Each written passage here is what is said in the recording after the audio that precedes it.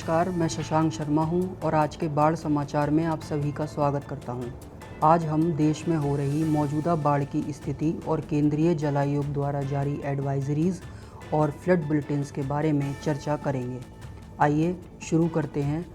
आज दोपहर तक केंद्रीय जल आयोग की रेड और ऑरेंज बुलेटिन रिपोर्ट के अनुसार देश में कोई भी हिस्सा रेड अलर्ट यानी अत्यधिक बाढ़ की स्थिति में नहीं है, जबकि असम, बिहार, उत्तर प्रदेश, उत्तराखंड और पश्चिम बंगाल के अन्य क्षेत्रों में कई नदियां गंभीर बाढ़ की स्थिति में बह रही हैं। आगे बढ़ने से पहले बात करते हैं पिछले 24 घंटों में वर्षा के आंकड़ों के अनुसार प्रमुख वर्षा प्रभावित क्षेत्रों के बारे में, जो इस प्रकार हैं। आंध्र प्रदेश और तेलंगाना में निचला और मध्य कृष्णा तथा गोदावरी क्षेत्र, तटीय महाराष्ट्र, हिमाचल प्रदेश और उत्तराखंड के दक्षिणी भाग, पूर्वी उत्तर प्रदेश के पश्चिमी भाग। आइए अब इस समय की बाढ़ की स्थिति पर नज़र डालते हैं। शुरुआत करते हैं पश्चिम बंगाल से।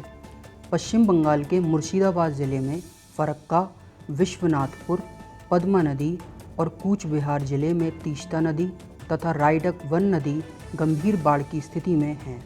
तटीय क्षेत्रों में प्रशासन ने अलर्ट जारी किया है। असम की बात करते हैं। असम में तिनसुकिया ज़िले में बूढ़ी दिहिंग नदी और शिवसागर ज़िले में दिखो नदी खतरे के निशान से ऊपर बह रही है और जल स्तर बढ़ रहा है। स्थानीय प्रशासन ने स्थिति पर कड़ी निगरानी रखी हुई है। आइए अब बिहार पर नज़र डालते हैं। बिहार में गंगा नदी, गांधी घाट, हाथीदह, भागलपुर, कहलगांव, आजमाबाद, इकचारी, सुल्तानगंज सहित कई स्थानों पर खतरे के निशान से ऊपर बह रही है।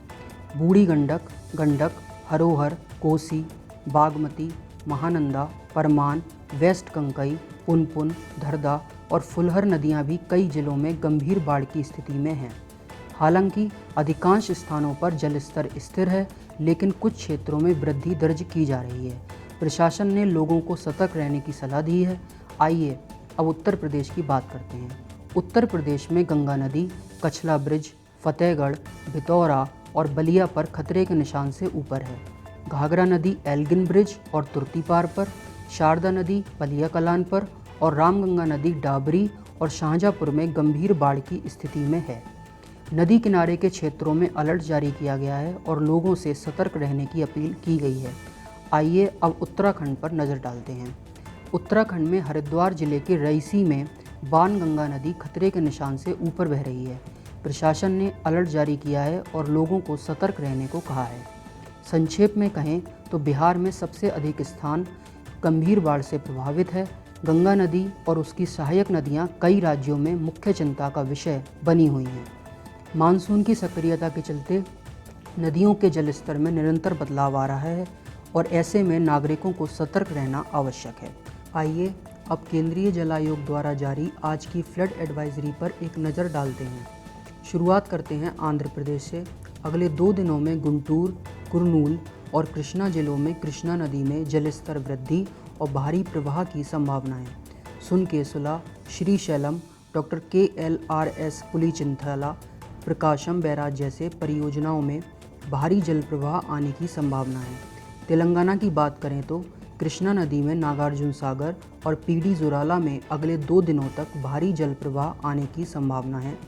गोदावरी और इसकी सहायक नदियों में जलस्तर वृद्धि के साथ सामान्य से अधिक से गंभीर बाढ़ की स्थिति निर्मल, निजामाबाद, मेडक, जगीताल, मंचेरियल, पेद्दापल्ली, भूपालपल्ली, मुलुगु, महबूबाबाद, आदिलाबाद, कुमराम भीम आदि जिलों में अगले 2 दिनों तक रहने की संभावना है।